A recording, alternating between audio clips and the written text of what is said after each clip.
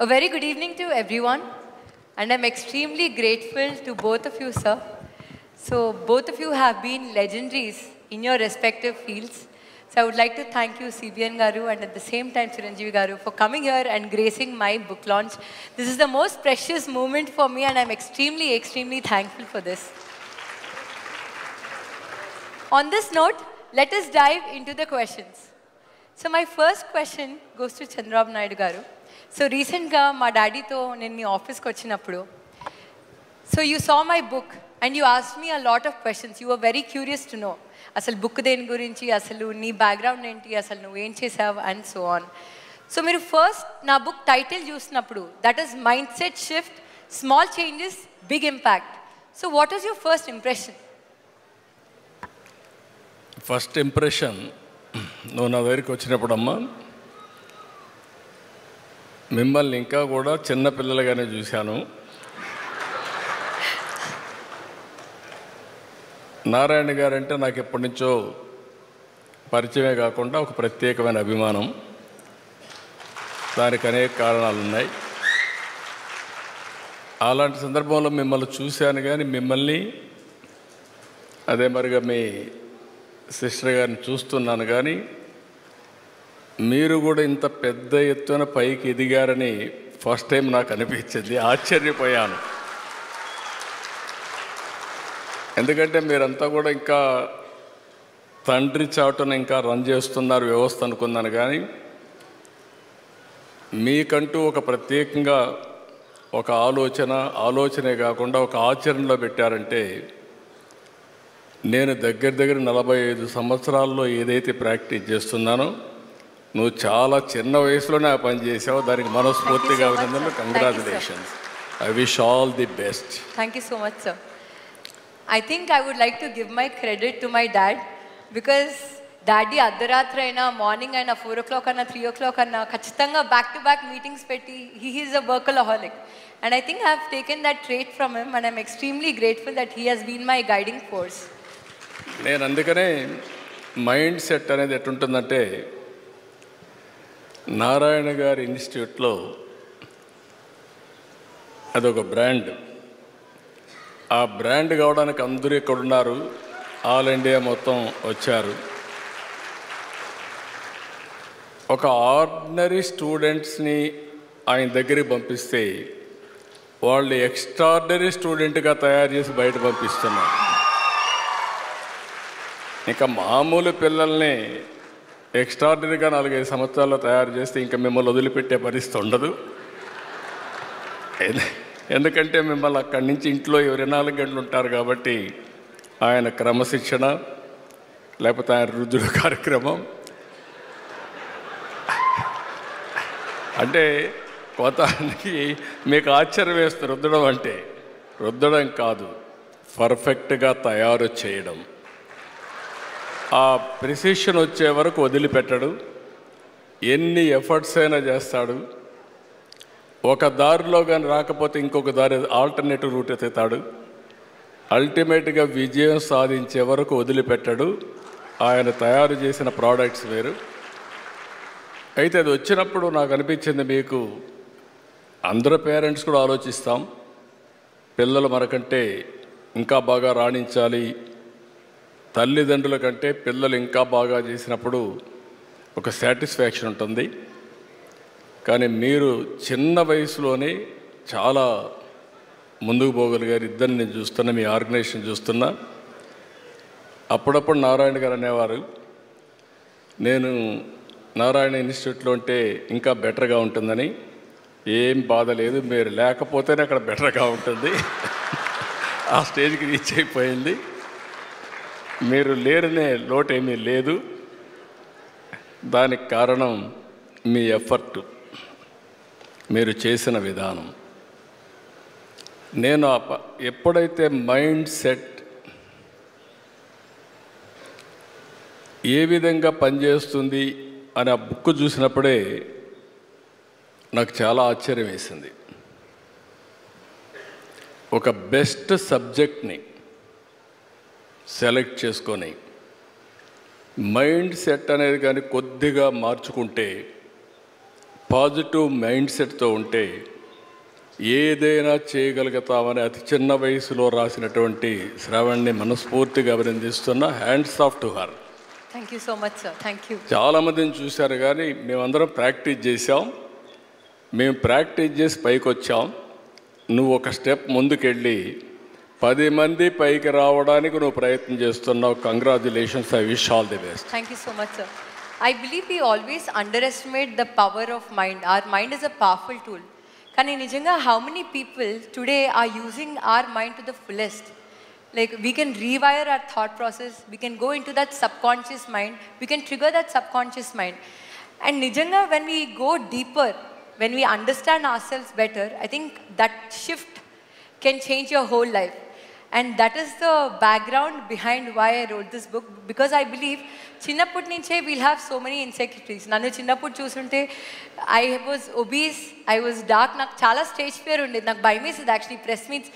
డాడీతో ఇనిషియల్గా నేను ప్రెస్ మీట్స్కి వచ్చినప్పుడు, మా అక్కతో వచ్చినప్పుడు మా అక్క చాలా బాగా మాట్లాడేది. Every time I had insecurities and నేను how can I prove myself better అని I went into a negative mode. కానీ ఎప్పుడైతే ఆ నెగిటివ్ మోడ్ని నేను పాజిటివ్గా తీసుకొని I have gotten a lot of learnings from that, then I understood myself better. So that was a experience for me in a lifetime. So my next question is to Chiranjeevi garu. So initially, నేను మీ దగ్గరకు వచ్చినప్పుడు, when I showed you this book is Mindset Shift, sir, I was very amazed to see you have a lot of knowledge. మీరు NLP గురించి, Richard Bandler గురించి చెప్పారు. You said you went to London to witness that session about Spobia. I mean, you know all these techniques. Maybe our wordings తెలియదేమో, but you know the techniques. And I was very amazed to understand that you spend a lot of time with yourself, understanding yourself. So how important has been that spending time with yourself? And దాని వల్ల అసలు ఎలాంటి ఉపయోగం ఉంది? First of all, మన ప్రియతమ గౌరవ ముఖ్యమంత్రి గారు నారా చంద్రబాబు నాయుడు గారు ముఖ్య అతిథిగా ఏర్పాటు చేసినటువంటి ఈ పుస్తక ఆవిష్కరణ కార్యక్రమంలో నేను ఒక అతిథిగా రావటం, నాకు అవకాశం కల్పించినటువంటి శరణి, వారి కుటుంబ సభ్యులు, ముఖ్యంగా మంత్రివర్యులు నారాయణ గారు, తన మామయ్య గారు, నా సోదరుడు గంటా శ్రీనివాస్, అండ్ చాలామంది అతిథి మహారథులు, అండ్ ఫ్యూచర్, మన రాష్ట్ర భవిష్యత్తు, మన దేశ భవిష్యత్తు మీ కళలో కనిపిస్తుంది. అలాంటి యంగ్స్టర్స్, ఆల్ స్టూడెంట్స్, మీ అందరికీ సభాముఖంగా నా హృదయపూర్వక అభినందనలు, ధన్యవాదాలు, నమస్కారాలు తెలియజేసుకుంటాను. It's a great opportunity to be here one amongst you all. ఇలాగా శరణి ఇంటికి వచ్చినప్పుడు ఒక బుక్ రాశాను. అది మీరు ముఖ్యమంత్రి గారు ఇనాగ్రేట్ చేస్తే బాగుంటుంది, వెరీ పర్పస్ఫుల్ బుక్ అని అమ్మాయి చెప్పినప్పుడు చాలా అమేజ్ అయ్యాను నేను. ఆ బుక్ని క్లుప్తంగా నేను 4-5 పేజీలు చూసినప్పుడు నాకు ఎప్పటి నుంచో ఇలాంటి పర్సనాలిటీ డెవలప్మెంట్ మీద, అలాగే సీక్రెట్ అనే ఒక బుక్ ఉండేది. అది ఎన్నో దశాబ్దాలు, 2-3 దశాబ్దాల ముందే ఆ బుక్ నేను చూడటం నాకు జరిగింది, తటస్థపడింది. అప్పుడు ఇంకా ఇండియాలో రాలేదు ఆ బుక్, దాని ట్రాన్స్లేషన్ కానీ దాని వీడియో నేను చూడటం జరిగింది.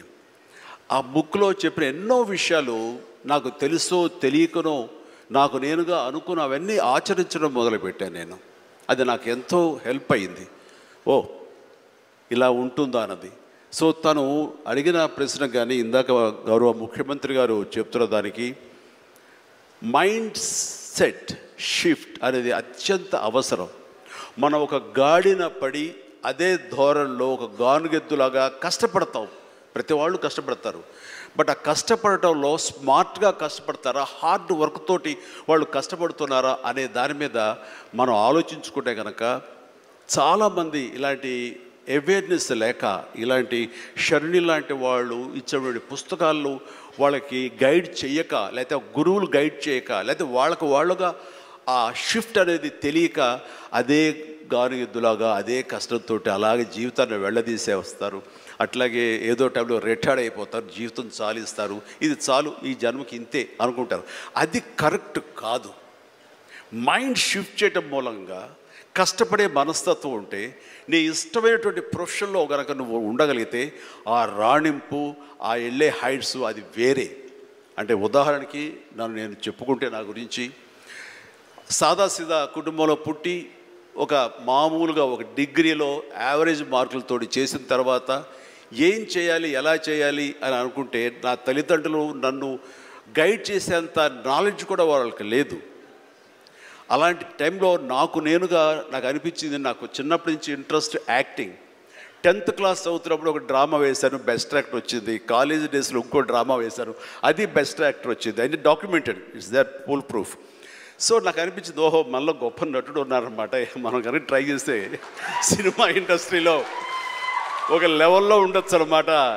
ఎందుకు వెళ్ళకూడదు మనం సినిమా ఇండస్ట్రీకి అని అనగానే ఎవరితో మాట్లాడినా సరే, సినిమా ఇండస్ట్రీ తక్కువ అనుకుంటున్నావా, నీకు తెలిసిన వాళ్ళు ఉన్నారా, నువ్వు వెళ్ళగానే పెద్ద గొప్ప అందగాడేవా, నేను వెల్కమ్ చేసేస్తారా అంటూ అందరూ నెగిటివ్గానే అనేవాడు. అదే సహజం, ఎందుకంటే ఇండస్ట్రీకి వెళ్ళి పాడైపోయిన వాళ్ళు అధిక సంఖ్యలో కనబడుతున్నప్పుడు నేను ఎక్కడో లింగులు ఇటుకుమంటూ నర్సాపురం మొగల్తూరు ఆ ప్రాంతం నుంచి నేను వెళితే కనుక ఎంకరేజ్ చేసే భలే ఉన్నారో వెళ్ళరా అనేవాళ్ళు ఎందుకు ఉంటారు. కానీ లోపల నా తపన అంతా అది కదా, ఖచ్చితంగా వెళితే వెళ్ళాలి అనిపించింది. అదే విషయం అమ్మా నాన్నలు చెప్పాను. నేను మైండ్ షిఫ్ట్ గురించి మాట్లాడుతున్నాను. అమ్మా నాన్నలు చెప్తే, నువ్వు వెళితే నీకు ఇంట్రెస్ట్ ఉంటే వెళ్ళు, కానీ ఏదైనా జరగచ్చు, రేపు నువ్వు రాణించవచ్చు, రాణించకపోవచ్చు. అలాంటి పరిస్థితుల్లో టైం వేస్ట్ కాకుండా ఇంకో కోర్స్ కూడా చేస్తే, నువ్వు చెన్నై వెళ్తానంటున్నావు, నీ ఫిలిం ఇన్స్టిట్యూట్ ట్రైనింగ్తో పాటు ఇంకో కోర్స్ కూడా చేస్తే బాగుంటుంది కదా. సపోజ్ ఇది రాణించలేదు, ఇంకో దాంట్లోకి వెళ్తావు, టైం వేస్ట్ కాదు అంటే వాళ్ళ మాట కాదనలేక, ఏమో బొమ్మ పైకి సిరితే కాయిన్ బొమ్మ పడవచ్చు, బొలుసు పడవచ్చు, జీవితంలో ఏది మనం ఊహించి చెప్పలేం అనే ఉద్దేశంతో నేను ఏం చేశానంటే, ICWI institute of cost accountants and works of India, ఇది ఎగ్మూర్లో ఉంటుండేది చెన్నైలో. అక్కడ నైట్ కాలేజీ చేస్తూ పగలంతరేమో ఫిలిం ఇన్స్టిట్యూట్లో ట్రైనింగ్ తీసుకుంటూ అలాగా 2 జోడు గుర్రాల స్వారీ లేదా 2 పడవల మీద ప్రయాణం చేయడం ప్రయత్నం చేశారు. కానీ ఎక్కడో నాకు ఇష్టం లేనిది, అంతంత మాత్రంగా తప్పదని చేపట్టేటువంటి ICWA కోర్స్ మీద నాకు నిరాశక్త కలిగింది. దాన్ని నెమ్మదిగా దానికి తెలియదుకాలు ఇచ్చేసి వదిలేశాను. ఆ తర్వాత ఫిలిం ఇన్స్టిట్యూట్లోనే నేను ఏమైనా చేయాలి, చావో రేవో బతుకో చావు ఇక్కడే ఉండాలి, మనం ఇందులో చేయాలి. ఎప్పుడైతే నేను ఒక డెసిషన్ తీసుకున్నానో, నన్ను నేను ప్రూవ్ చేసుకోవడానికి నేను కష్టపడి పనిచేయాలి, నేను ఇందులో సాధించాలి, ఏమైనా అయ్యి తీరాలి అంటూ చాలా స్ట్రాంగ్గా నేను అనుకున్నాను. లేకపోతే నాకు జీవితం లేదు అనుకున్నాను. అలాంటి పరిస్థితుల్లో సినిమా ఇండస్ట్రీలో ఫిలిం ఇన్స్టిట్యూట్లో నేను ట్రైనింగ్ తీసుకోవడం ఏంటి, సినిమా అవకాశాలు రావడం ఏంటి, అవి సద్వినియోగపరచుకోవడం ఏంటి, దాన్ని ద బెస్ట్ నేను చూపించుకోవడం ఏంటి, అక్కడ ఉన్నటువంటి డైరెక్టర్స్ వీళ్ళందరి చేత వావ్ అనిపించుకోవడం ఏంటి, అందరి దృష్టి నా మీద ఉండేలాగా నేను ఎక్కువగా యాక్టివ్గా ఉన్నటువంటి ఇవన్నీ నాకు దోహదపడి సినిమాల సినిమా అలాగా అంచెలంచెలుగా నేను ఈ రోజున మీరు చూస్తున్న ఈ స్థాయికి నేను వచ్చాను. ఇక్కడ ఏంటంటే, ఏమైనా సరే 2 చేద్దాం, జీవితం ఏమవుతుందో అనే అభద్రతా భావంతో ఉండే కంటే, కాదు ఖచ్చితంగా అనుకుంటే సాధించవచ్చు, నాలో టాలెంట్ మీద నాకు నమ్మకం ఉందని సాధించగలరు, కాబట్టి అది వద్దు అనుకుంటూ మైండ్ షిఫ్ట్ చేసుకుని దీని మీద ఫోకస్ పెట్టాను సరే, అక్కడ నేను సఫలీకృతునయ్యాను. అదే శరాణి చెప్పేది. ఎక్కడ డౌట్ ఉండకూడదు. ఆ ప్రొఫెషన్ నీకు ఇష్టమైన ప్రొఫెషన్ అయ్యి ఉండాలి, దాని మీద నువ్వు ఇంట్రెస్ట్ పెంచుకోవాలి, అది సాధించడానికి కష్టపడి పనిచేయాలి, ఒళ్ళొంచి పనిచేయాలి, అది కూడా స్మార్ట్గా పనిచేయాలి. వీటన్నిటితో పాటు మన వ్యక్తిత్వం, మన బిహేవియరు, మన మంచితనం, ఇవన్నీ కూడా యాడెడ్ ఫ్లేవర్, అది చక్కటి అందాన్ని ఇస్తాయి నువ్వు వెళ్తున్న ఈ బాటలో. అది చాలా ఇంపార్టెంట్. చాలామంది అత్యున్నత స్థానానికి వెళ్ళిపోతుంటారు, కానీ క్యారెక్టర్ లేకపోతే వాళ్ళు ఎంత ఎత్తుకెళ్ళినా సరే సర్లే పెద్ద చేసేళ్ళు అని అంటారు. అది ఎంత లేదన్నా సరే ఆ క్యారెక్టర్ కూడా నీకు లేని అందాన్ని తీసుకొస్తుంది, నీ కష్టానికి మరింత అందం ద్విగుణీకృతం అవుతుంది, నీ ఫలితం కూడా అంత బాగా ఉంటుంది. కాబట్టి మైండ్ సెట్కి షిఫ్ట్ అనేది చాలా చాలా అవసరం. ఆ రకంగా శరాణి చేసినటువంటి ప్రయత్నం సఫలీకృతం అవుతుంది, చాలామంది రీచ్ అవుతుంది, చాలామంది లబ్ధిదారులు పొందుతారు. అండ్ చెప్పాలంటే మన నారా చంద్రబాబు నాయుడు గారు కూడా చిన్నతనం నుంచి కాలేజీ రోజు నుంచి నాయకత్వ లక్షణాలతోటి అక్కడ నాయకుడుగా కాలేజీలో ఉంటూ అక్కడి నుంచి తనకి ఇష్టమైన ఈ ఫీల్డ్లో రాణించాలి, నా రాష్ట్రానికి సేవలు చేయాలి, ఇక్కడ ఏమైనా సరే అవ్వాలి అనే అకుంఠిత దీక్షతో అయ్యారు. ఆ రోజున రామారావు గారు ఉంటారని, ఆయన పాలిటిక్స్కి వస్తారని కాదు, ఆయనకు మీద నమ్మకం ఆయన. అట్లా ఏ మారుమూలు ఉన్నా నేను ఎట్లయితే యాక్టింగ్ మీద నా నమ్మకంతో నేను ఎలా ఉన్నానో అలాగే నాయకత్వ లక్షణాలతో పాలిటిక్స్లో రావాలి, రాణించాలి, ఇతోధికంగా ఎంతో సేవలు చేయాలని అనుకున్నారు. కాబట్టి నాయకుడిగా, స్టూడెంట్ నాయకుడిగా, విద్యార్థి నాయకుడిగా ఉన్న ఆయన పాలిటిక్స్లో రావడం ఏంటి అనుకోని పరిస్థితుల్లో అవకాశాలు వస్తే వాటిని చేజిక్కించుకుని వాటిని ఆసరాగా తీసుకుంటూ అంచెలంచెలుగా ఎదుగుతూ ఈ రోజున మనం చూసేటువంటి అద్భుతమైనటువంటి ఒక మహానాయకుడిగా ఎదిగారు. ఆయన దిశానిర్దేశంలో, ఆయన నాయకత్వంలో హైదరాబాద్ దగ్గర నుంచి ప్రతి నగరం, అంటే ఫస్ట్ ఇండియాలో ఆఫ్టర్ బెంగళూరు మళ్ళీ అలాంటి ఐటీ నగరంగా, అంటే ఎంత విజనరీ అంటే ఫ్యూచర్లో ఇది డెఫినెట్గా ఈ రోజున మనం అనుకుంటున్నాం డిజిటలైజేషన్ ఆ రోజున అంత ఉధృతంగా లేదు, అలాంటిదాన్ని అవి తీరుతుంది ఆయన అన్నారే. ఆయన మైండ్ సెట్ ఆ రోజున అలా షిఫ్ట్ చేసుకుని దానికి కట్టుబడి ఉన్నారు. కాబట్టి ఈ రోజున ఐటీలో కానివ్వండి, అతను డిజిటలైజేషన్లో కానివ్వండి, ఇదిగో ఈ రోజున ఏఐలో కానివ్వండి, ఆ స్థాయికి వెళ్ళటానికి నాంది పలికినటువంటి పాయనీర్ మన చంద్రబాబు నాయుడు గారు. సో ఇలాంటి నాయకుల మైండ్ సెట్ షిఫ్ట్ అవ్వడం అన్నది ఎంతగా అభివృద్ధిలోకి ఎంత ఇదిగా ఉందో మనం తేటతెల్లంగా చూస్తున్నాం. కాబట్టి it's a wonderful subject, Sharini. I do appreciate. All the very best. Thank you so much, sir. One takeaway I can take from our conversation today is redefining obstacles as learning opportunities. I'm sure CBN sir and Chiranjeevi sir, meedaru you'll agree with me that life lo manam enno challenges edurkuntam. Kam eppudaithe aa challenges nunchi manam positive learnings teeskuntamo, there is a scope for growth and there is a scope for learning more. So that enthusiasm, that ambition, so ఎప్పుడైతే ఆ takeaways నిజంగా pure from heart ఉంటాయో you can excel more in life. I think that's one takeaway that I have got from your conversation sir. Sir my next question is to you sir. So మనకు జనరల్గా పొద్దున్న లేచినప్పటి నుంచి night పడుకునే లోపల we have so many thoughts, positive and negative.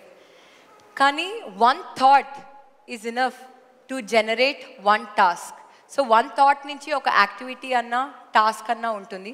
ఆ one activity are task if you follow it for 21 days it becomes a habit and that is called habit formation. So I want to know from you, do you have any thoughts that have transformed into habits, and if you do, how is it useful in your life? అంటే ఇక్కడ మనం అందరం కూడా తెలిసి కానీ తెలియకుండా కానీ కొన్ని లీడర్షిప్ క్వాలిటీస్ బిల్డప్ చేసుకుంటాం. ఇప్పుడే చిరంజీవి గారు చెప్పారు, ఆయన లైఫ్లో ఒక యాంబిషన్, అది ఒక సంకల్పం. ఆ సంకల్పమే నేను నటుడు కావాలి అనే సంకల్పం ఆయన మైండ్లో పడింది. అక్కడి నుంచి ఆయన జీవితంలో ఒక పాజిటివ్ మైండ్ సెట్ డెవలప్ చేసుకున్నాడు. ఎన్ని సవాళ్ళు వచ్చినా ఆయన గోల్ ఈ సెట్, ఆ గోల్ రీచ్ అయ్యే వరకు నిరంతరం పనిచేశాడు. ఒక మాటలో చెప్పాలంటే ఎన్టీ రామారావు గారు ఉన్నంతవరకు ఈయన ఒక స్థాయిలోకి వచ్చారు. ఎప్పుడైతే సినిమాలో నుంచి ఆయన రాజకీయాల్లోకి వచ్చారో ఈయన అక్కడి నుంచి ఆకాశం ఎత్తి ఎదిగే పరిస్థితికి వచ్చారు. అంటే దానికి కారణం ఏంటంటే ఒక మహానటుడు ఉన్నాడు, అప్పుడే నటుడుగా ఉన్నాడు. ఎన్టీ రామారావు గారు లేనప్పుడు చిరంజీవి గారి ఎవరి హీరోగా మహానటుడుగా తయారయ్యారంటే అది ఒక అవకాశం. ఇప్పుడు నేను కూడా ఉన్నాను. నేను రాజకీయ నాయకుడు కావాలనుకున్నాను. నేను యూనివర్సిటీ చదువుకుంటున్నాను. చదువుకున్నప్పుడు చాలా ఆలోచనలు వచ్చాయి, ఏం చేయాలి అనుకుని. చాలామంది నాకు సజెస్ట్ చేశారు, బాగా చదివితే ఐఏఎస్ అవుతామని. నేను అనుకున్నాను ఐఏఎస్ అయితే 10 మందిలో నేను ఒకడినని చెప్పి. మా వైస్ ఛాన్సలర్ పిలిచి లెక్చర్ పోస్ట్ ఇస్తాను, జాయిన్ అవుతారా అన్నాడు. I said no. ఏంటి కారణం అన్నా, నేను ఎమ్మెల్యేగా పోటీ చేస్తున్నాను, ఎమ్మెల్యేగా అవుతాను, తర్వాత వచ్చి మిమ్మల్ని కలుస్తానన్నా. అంత నమ్మకం ఉందా అన్నాడు. తప్పకుండా గెలుస్తానని చెప్పి వెళ్ళాను. అంటే ఒక నమ్మకం, ఒక సంకల్పం. నేను ఎమ్మెల్యే అయ్యాను ఫస్ట్ టైం. నేను మంత్రి కావాలనుకున్నాను. మంత్రి కావాలనుకుంటే చెన్నారెడ్డి గారు మాకు ముఖ్యమంత్రి. అప్పుడు చెన్నారెడ్డి దగ్గర నాకు మంత్రి పదవి ఇవ్వమని మా వాళ్ళందరూ అడిగారు. నన్ను చూసి పైకి కిందికి చూశాడు. ఎందుకంటే చెన్నారెడ్డి గారు ఎప్పుడు కూడా చాలా స్ట్రాంగ్గా ఉండేవాడు. పైకి కిందకి చూసి, నిన్నటి వరకు యూనివర్సిటీలో ఉన్న స్టూడెంట్గా ఇప్పుడే గెలిచి వచ్చావు, అప్పుడే నువ్వు మంత్రి అయిపోవాలనుకుంటున్నావు, ఇది ఎక్కడ న్యాయం అని చెప్పి కొంచెం ఇచ్చేసాడు. నేను అన్నా, నాకు మెరిట్ ఉంటే ఇవ్వండి, నేను ఎంఏ చదువుకుందాను, పిహెచ్డి కూడా చేస్తూ వచ్చారు ఇక్కడికి, మెరిట్ ఉంటే ఇవ్వండి అని చెప్పేసి ఛాలెంజ్ చేసి వచ్చాను. 2 ఇయర్స్లో మంత్రి అయ్యాను. ఎందుకు నేను ఇవన్నీ చెప్తుందంటే, ఒక స్టెప్ మనం వేస్తే ఇంకొక స్టెప్ కలిసి వస్తుంది. ఒక పాజిటివ్ థింకింగ్, ఛాలెంజెస్ తీసుకుంటా ముందుకు పోతే ఇంకోటి కలిసి వస్తుంది. నేను మంత్రి అయ్యాను, సినిమా ఇండస్ట్రీ మంత్రి అయ్యాను. అప్పట్లో అంజయ్ గారికి పెద్ద క్యాబినెట్, మా జంబో క్యాబినెట్, 60 మందో 62 మంది క్యాబినెట్లో ఉన్నాం. అప్పుడు అన్ని పోర్ట్ఫోలియో రాసి నాకు ఒక పోర్ట్ఫోలియో రాశాడు. ఆ portfolio archives, archaeology, cinematography, film industry, libraries. దేనికి కూడా జిల్లాలో ఆఫీసర్లు ఉండరు. నేను ఈ పోర్ట్ఫోలియో లాభం లేదనుకుంటే నేను రాణించేవాడిని కాదు. నేను దాన్ని సవాలుగా తీసుకొని పనిచేస్తూ వచ్చాను. అప్పుడు మా సినిమా వాళ్ళందరూ కూడా వచ్చేవాళ్ళు. అప్పుడు ఎన్టీ రామారావు గారిని కలవాలని మా జయకృష్ణ గారికి చెప్తే ఎన్టీ రామారావు గారిని కలిశారు. ఎన్టీ రామారావు గారిని కలిసిన తర్వాత నా మ్యారేజ్ ప్రపోజల్స్ ఆయనే పంపించాడు. అంటే ఒక్కొక్కసారి, అందుకే నేను చెప్పాను, చిరంజీవి గారికి కానీ మాకు కానీ, చిరంజీవి గారు ఒక సాధారణ కుటుంబంలో వచ్చారు. సినిమా అంటే తెలియదు ఆయనకు అప్పటికి, సినిమాలో ఎవరు లేరు. కానీ సంకల్పం అనేది చాలా, ఈయనకే కాకుండా ఎన్టీఆర్ కూడా అంతే. ఎన్టీఆర్ చిన్నప్పుడు ఆయన జీవితం చూస్తే కష్టపడే పైకి వచ్చాడు. ఒకరోజు ఆయన ఒక స్టోరీ చెప్పాడు నాకు. విజయవాడలో ఉండేవాడు, చదువు కోసం వాళ్ళ గ్రాండ్ మదర్ని తీసుకొచ్చి, చదువు కోసం ఆవిడ వచ్చి ఒక పూరిల్లు, సెంటర్లో ఒక పోలు, ఒక గుడిసేసుకొని ఇక్కడ ఉండేవాళ్ళు. రాత్రి వర్షం వచ్చింది. వర్షం వస్తే గాలి కూడా, ఇక్కడ అప్పుడప్పుడు తుఫాన్లు వస్తాడు, గాలి కూడా కొట్టింది. ఆ ఇల్లు పడిపోతే ఇల్లు లేదు. రాత్రంతా ఆ పోల్ పట్టుకొని కూర్చున్నాడు. మార్నింగ్ వరకు నిలబెట్టుకున్నాడు. అంటే ఒక మనిషి యొక్క దృఢ సంకల్పం ఏ విధంగా పనిచేస్తుందో వారి జీవితమే ఒక ఉదాహరణ. అది ఆయన జీవితంలో జరిగిన నిజమైన సంఘటనలు ఇలాంటివి చూస్తే ఒక సంకల్పంతో ముందుకు పోయారు. అందుకే ఇప్పుడు కాదు, రేపు కాదు, ఎప్పటికైనా సరే చిరంజీవి గారికి ఉండే పేరు చిరంజీవి గారికి ఉంది. పౌరాణిక పిక్చర్లో మళ్ళీ ఎవరన్నా రాణించాలంటే ఎన్టీఆరే పుట్టి మళ్ళా నటిస్తే తప్ప వేరే వాళ్ళకి సాధ్యం కాదు. రాజకీయాల్లో కూడా ఆయన ఉండింది చాలా తక్కువ సమయం, 12 సంవత్సరాలు. ఒక చరిత్ర సృష్టించారు. అంటే ఆ సంకల్పం అనేది అలాంటి సంకల్పం. అందుకని మీరు చెప్పినప్పుడు అందరికి కూడా ఒకటే నేను విజ్ఞప్తి చేస్తున్నా, పాజిటివ్ థింకింగ్ ఈజ్ ఇంపార్టెంట్. ప్రతి ఒక్క వ్యక్తికి ఛాలెంజెస్ రాకుండా ఉండవు, లైఫ్లో క్రైసిస్ రాకుండా ఉండవు. నాకైతే నా జీవితంలో దేశంలో ఏ రాజకీయ నాయకుడు ఫేస్ చేయలేని క్రైసిస్ ఫేస్ చేశా. ప్రతి ఒక్క సంక్షోభాన్ని ఒక అవకాశంగా తీసుకున్నా, అక్కడి నుంచి ఇంకా పైకి లేసి వచ్చాను తప్ప ఎక్కడా ధైర్యపడలేదు. అలాంటి చేయగలిగితే ఆకాశమే హద్దుగా ఎదిగే పరిస్థితి వస్తుంది. ఒక మహాత్మా గాంధీ, ఒక సాధారణ కుటుంబం, ఒక అంబేద్కర్ గారు, ఒక మామూలు కుటుంబం. ఇప్పుడు మనమైనా బెటర్. అంబేద్కర్ గారిని చూస్తే అంటరానితనం, చాలా అవమానాలు అన్ని భరించి కడాన జీవితంలో మీరు చూస్తే ఒక రాజ్యాంగాన్ని రాసి చిరస్థాయిగా భావితరాలకు ఆదర్శంగా ఉండిపోయే పరిస్థితికి వచ్చారంటే అది ఆయన యొక్క మైండ్ సెట్, ఆయన అవలంబించిన విధానం. ఇలాంటి చెప్పుకుంటూ పోతే అబ్దుల్ కలాంను మొన్నే చూసాం. ఒక ఆర్డినరీ పర్సన్, ఒక ఎక్స్ట్రాడినరీ మైండ్ సెట్తో ముందుకు పోయాడు. దేశం మెచ్చే అధ్యక్షుడయ్యే పరిస్థితికి వచ్చాడు. I'm very happy. ఛాలెంజెస్ వస్తూ ఉంటాయి. ఇక్కడ కూడా నారాయణ ఇన్స్టిట్యూట్ చూస్తున్నాను. ఎవ్రీ ఛాలెంజ్ని ఒక ఆపర్చునిటీగా కన్వర్ట్ చేసుకుంటున్నారు. And you are growing further and further. I'm very happy for that. Thank you so much, sir. Your life has always been an inspiration and there's so much to take away. So one last question, sir. Meeru ee roju secretariat lo you have conducted a orientation session for all your officers on AI and machine learning. So mee daggara chaala mandi officers panchestu untaru. So how do you make sure you shift their mindset and what are the measures that you take? Only advantage ఏంటంటే ఇప్పుడు మీ నారాయణ ఇన్స్టిట్యూట్లో మీ faculty members అందరినీ మీరు select చేసుకోగలుగుతారు, కావాలంటే replace చేయగలుగుతారు. నేను గవర్నమెంట్లో వాళ్ళందరినీ మార్చలేను కానీ ప్లేస్ మార్చగలుగుతాను అట్ బెస్ట్. అంటే ఈ కుర్చీ నుంచి ఇంకొక కుర్చీ, ఇంకొక కుర్చీ నుంచి ఇంకొక కుర్చీ. బట్ సేమ్ ఆఫీసర్స్ 95లో నేను సీఎం అయ్యాను. 95లో సీఎం అయితే నేను కూడా ఆర్డినరీ కుటుంబంలో వచ్చాను. 6 కిలోమీటర్ల హై స్కూల్కి మీరు అదృష్టవంతులు, మీరు కానీ మీ చెల్లెలు మీ అక్క కానీ అదృష్టవంతులు. ఇంట్లో నారాయణ గారు బాగా మీకు అన్నీ చేయగలిగారు. మా జనరేషన్కి మీ జనరేషన్ నారాయణ గారిని చూస్తే ట్యూషన్ చెప్పుకుంటూ అక్కడి నుంచి నారాయణ ఇన్స్టిట్యూట్ పెట్టాలనే ఆలోచన వచ్చి నారాయణ కోచింగ్ సెంటర్ పెట్టి అక్కడి నుంచి దీన్ని ఒక కార్పొరేట్ స్థాయిలో తీసుకురావాలని ఒక ఆలోచన వచ్చి, అప్పట్లో ఎవరికి ఇలాంటి ఆలోచనలు రాలేదు. విద్య కూడా, ఎడ్యుకేషన్ కూడా ఒక సొసైటీ ద్వారా ఇన్ని రాష్ట్రాల్లో ఇవ్వగలుగుతామని నిరూపించిన వ్యక్తి నారాయణ. అదే ఆయన సంకల్పం. మీరు అన్నట్టు ఆ రోజుల్లో నాకు కూడా ఈ సమస్యలన్నీ ఉన్నాయి మా ఆఫీసర్స్లో. ఆఫీసర్స్కి అయితే అప్పుడు ఐటీ అంటే తెలియని వాళ్ళు మొత్తం. అలాంటి సమయంలో నేను హైటెక్ సిటీ కట్టాలనుకున్నాం.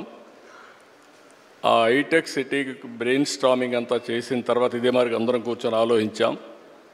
ఏ విధంగా పెట్టాలంటే డబ్బులు కూడా లేవు, మనం పెట్టలేమంటే పీపీపీ మోడల్లో ఫస్ట్ టైం పబ్లిక్ ప్రైవేట్ పార్ట్నర్షిప్లో ఎల్ఎన్టీ ద్వారా కట్టించాం. ఒక్క పైసా డబ్బులు ఖర్చు పెట్టలేదు, ఆ భూమి మాత్రం ఇచ్చాం. అది అయిన తర్వాత హైదరాబాద్లో ప్రతి ఒక్క కంపెనీ తీసుకొచ్చారు, మేము ఇచ్చింది భూమి మాత్రం ఇచ్చాం. ఈరోజు హైదరాబాద్ దేశంలో హైయెస్ట్ పర్ క్యాపిటల్ ఇన్కమ్ ఉందంటే ఆలోచనలు నాది, అమలు చేసింది అధికార యంత్రాంగం. ఆ రోజు కూడా మా సెక్రటరీలు వచ్చేవాడు, నిద్రలేస్తానే వచ్చేవారు, వేరే వేరే ఆలోచనలు తెచ్చేవారు, నేను దానికి ఒక షేప్ ఇచ్చేవాడిని, చేపించాం. ఆ రోజు హైటెక్ సిటీ ఐటీ మాట్లాడాను, మైండ్ షిఫ్ట్ అన్నారు మీరు. దానివల్ల ఐటీ ఒక స్లోగన్ ఇచ్చాను, ప్రతి ఒక్క ఇంటికి ఒక ఐటీ ప్రొఫెషనల్ ఉండాలి అని ఆ రోజు స్లోగన్ ఇచ్చాను. దాంతో చాలామంది పల్లెటూరు నుంచి వచ్చి బాగా చదివించి ఐటీ చదివించారు. అందులో నారాయణ గారిని ఇంకా అన్ని విద్యా సంస్థలను ఆ రోజు నేను ఎంకరేజ్ చేశారంటే నాకు ఒక స్వార్థం ఉండేది. ఐఐటీలో అప్పుడు చాలా అడ్మిషన్స్ వచ్చేటివి కాదు, మనకు 1% కూడా వచ్చేది కాదు. నేను వీళ్ళందరినీ పిలిపించి ఒకటే అడిగాను, మీకు ఏం కావాలని ఇస్తాను, ఆంధ్రప్రదేశ్ ఐఐటీలో నెంబర్ 1గా ఉండాలి, మీరు ఏం చేస్తారో చేయమని చెప్పి కోరాను. అట్ వన్ స్టేజ్ తెలుగు రాష్ట్రాల నుంచి 20% ఐఐటీకి వచ్చేసారు. ఇంకొక స్టేజ్కి పోతే బిట్స్ పిలానీలో 70% 65% తెలుగు వాళ్ళే ఉన్నారు. వాళ్ళకి అర్థం కాలేదు, వీళ్ళేంటి మరుగు వచ్చేసారు, ఎట్లా వస్తున్నారు వీళ్ళని. అది చూసి ఎగ్జామ్స్ ఇవన్నీ మార్కులంతా వీళ్ళు మ్యానిపులేట్ చేస్తున్నారనే ఉద్దేశంతో వాళ్ళు ఓన్ సిస్టమ్ పెడితే అప్పుడు కూడా 60% 70% వచ్చారు. అంటే అలాంటి టెక్నిక్స్ అని నారాయణ ఇలాంటి వాళ్ళందరూ నేర్పించి మన పిల్లలకి బ్రహ్మాండంగా తీర్చిదిద్దారు. ఇక్కడ ఏమంటున్నానంటే అక్కడ నుంచి నేను ఈరోజు వచ్చినప్పుడు we're all in a inspiring period. I'm using this word. Technology బాగా మెచ్యూర్ అయింది. మెచ్యూర్ అయిందంటే హిస్టారికల్ డేటా నాలెడ్జ్ అంతా ఉంది మన దగ్గర. ఇప్పుడు ఏఐ వచ్చింది. అదే మాదిరిగా satellite, drone, CCTV camera, IOT, sensors, లేదంటే వేరబుల్స్ ఇవన్నీ వచ్చేసాయి. రియల్ టైం డేటా వస్తుంది, నాలెడ్జ్ ఉంది, ఏఐ టూల్స్ వచ్చాయి. ఇప్పుడు క్వాంటమ్ కంప్యూటింగ్కి వెళ్తున్నా. ఆ రోజు హైటెక్ సిటీ కట్టాం. ఇప్పుడు క్వాంటమ్ వ్యాలీ అమరావతిలో తొందరలోనే స్టార్ట్ చేస్తున్నాం. చాలామందికి అప్పుడు హైటెక్ సిటీ అంటే ఐటీ అంటే అర్థమయ్యేది కాదు. ఇప్పుడు క్వాంటమ్ కంప్యూటర్ అంటే ఏంటని అడుగుతున్నారు. ఇప్పుడు కంప్యూటింగ్లో 1000 times ఫాస్టర్గా చేయగలిగేది క్వాంటమ్ కంప్యూటింగ్. అలాంటి క్వాంటమ్ కంప్యూటర్స్ పెట్టి భవిష్యత్తులో ఏఐ కూడా ఒక పిలిపిచ్చాను.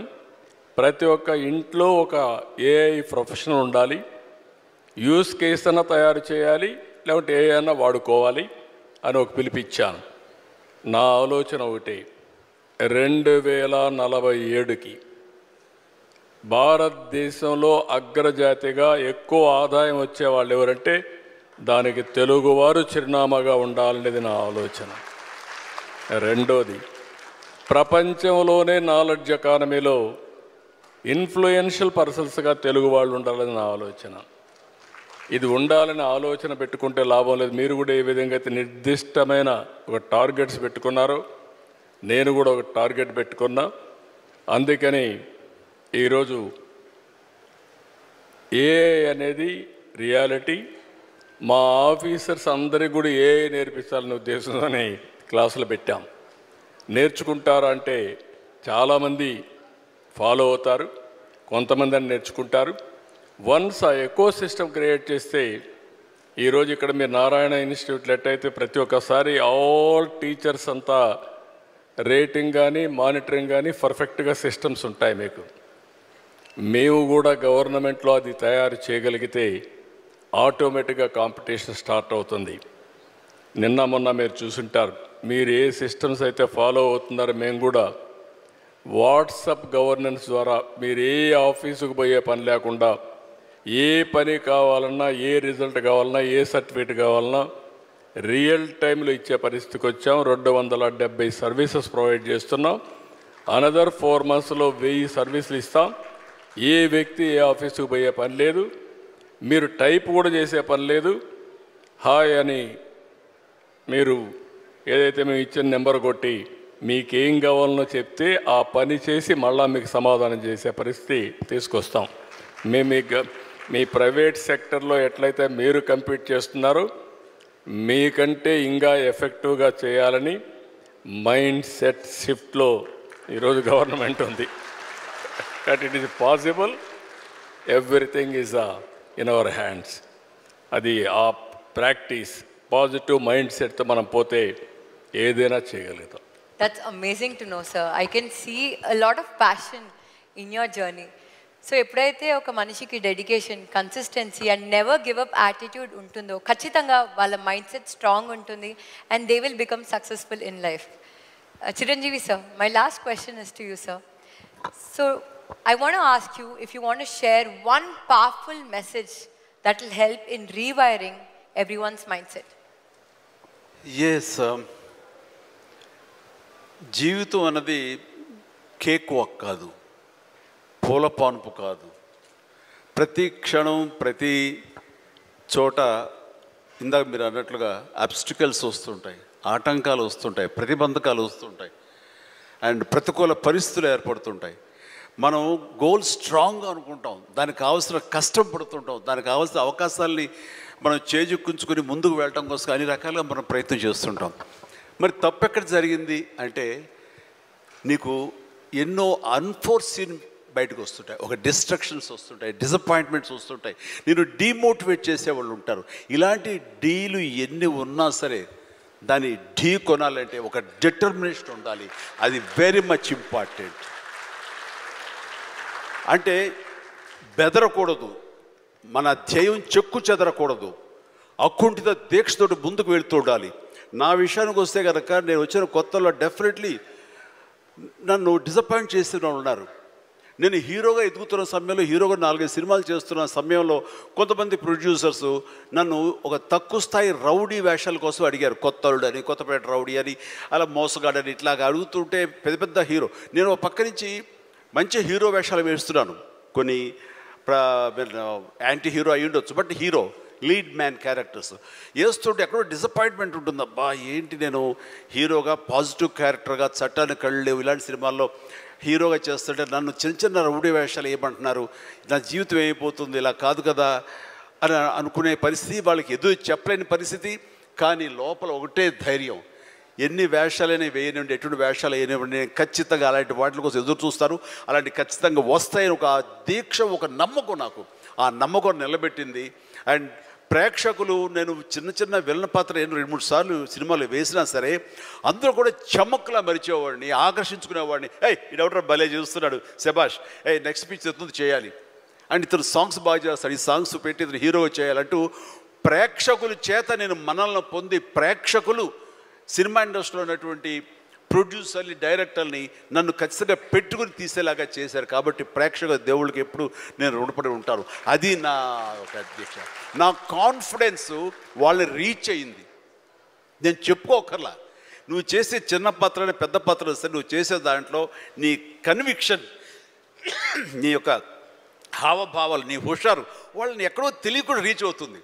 సైకిల్ కుర్రాడు అంటారు మనూరు పాండవులు, అది 5 మందితో పాటు నేను ఒక కుర్రవాడిని. వాళ్ళకంటే పెద్ద క్యారెక్టర్ నాకు లెంగ్త్ ఏమి లేదు, వాళ్ళకంటే స్ఫురద్రూపేం కాదు. కాకపోతే ఆ ఉన్న కొంచెంలో చముక్కలా మెరిసరికి ఎవడరా భలే ఉన్నాడు, వీడికి లైఫ్ ఉంది రోయ్ అలాగా అనిపించుకోనంటే, అది నన్ను నేను ప్రొజెక్ట్ చేసుకోవడం, నన్ను నేను ఆవిష్కరించుకోవడం, నన్ను నేను బెస్ట్ అనిపించుకోవడం ఉంది. నిరంతరం అదే థాట్తో ఉండి, ఆ నమ్మకంతో ఉంటే ఖచ్చితంగా ఇలాంటి డీలు ఎన్నొచ్చా సరే ధీటుగా ఢీ కొట్టగలం. ఇది నేను చెప్తాను. అంటే ఇంకా ప్రధానమైన ఉదాహరణ చెప్పాల్సి వస్తే, మహానాయకుడిని ఇక్కడ ఉన్నారు, అలిపిరి సంఘటనతో అక్కడి నుంచి పడి లెగిచి ఎంత డీమోటివ్ అయిపోవాలి, చావు తప్పి కన్నులు అట్టపోయినట్లుగా ఆ రోజున పరిస్థితి ఉన్నప్పుడు ఆ విజువల్స్ చూసి ఎక్కడ చెక్కు చెదరలేదు. ఆయన మానసిక స్థైర్యంతో ఉన్నారు. హాస్పిటల్కి వెళ్ళి ట్రీట్మెంట్ తీసుకుని వెంటనే మామూలుగా బయటకు వచ్చారు కానీ ఎక్కడ సరే బెసికారా, కొంచెం వెనక్కి తగ్గారా, ఆలోచన విధానంలో ఏంటిది అన్నారని ఏమీ లేదు. బ్రహ్మాండమైనటువంటి ఒక కన్విక్షన్ తోటి దీన్ని ఆయన ఎదుర్కొని నిలబడేటువంటి హీరో దాత్తత నేను ఆ రోజున చూశాను నాయుడు గారిలో. ఇలాంటివి వస్తుంటాయి, కానీ వీటిని మన కన్విక్షన్, మన నమ్మకం, మన మీద మన నమ్మకం ఖచ్చితంగా ముందుకు వెళ్ళిపోతుండాలి. మనల్ని ఆదరించే ప్రేక్షకులు లేదా రాజకీయంగా వస్తే ప్రజలు ఎప్పుడు మన యొక్క మంచిని, మనం చేసిన కృషిని, మన యొక్క ఇన్నర్ మన ఫీలింగ్ని, మన జెన్యూనిటీని, మన ఆనెస్టీని, నిజాయితీని ఖచ్చితంగా గుర్తించగలరు. మధ్యలో ఒక్కోసారి ప్రతికూల పరిస్థితులు వస్తాయి, బట్ వాటిని అధిగమించేలాగా వస్తుంది, మనకి రోజులు మంచి రోజులు వస్తాయని కన్విక్షన్ తెలితే కనుక అలాంటి అబ్స్ట్రకల్స్ని ఓవర్కమ్ చేయగలం. దానికి గాను నువ్వు నీ మానసిక ధైర్యాన్ని కోల్పోకూడదు. ఇక్కడ నిలబెత్తున్న నిదర్శనం చంద్రబాబు నాయుడు గారు. అది నేను చెప్పుకొచ్చేది. I can see that you have turned your challenges and hurdles in life as success stories and into success stories. And CBN gar journey or Chiranjeevi gar journey, I'm sure it's not easy. Kani prati okka mettu paikeltu unte, when we come out from those struggles and when we take those learnings, we create a legacy for ourselves, sir. So I'm truly honored to share this opportunity for both of you, and I'm sure everyone in the room will resonate with me. So thank you so much for giving me this lovely opportunity.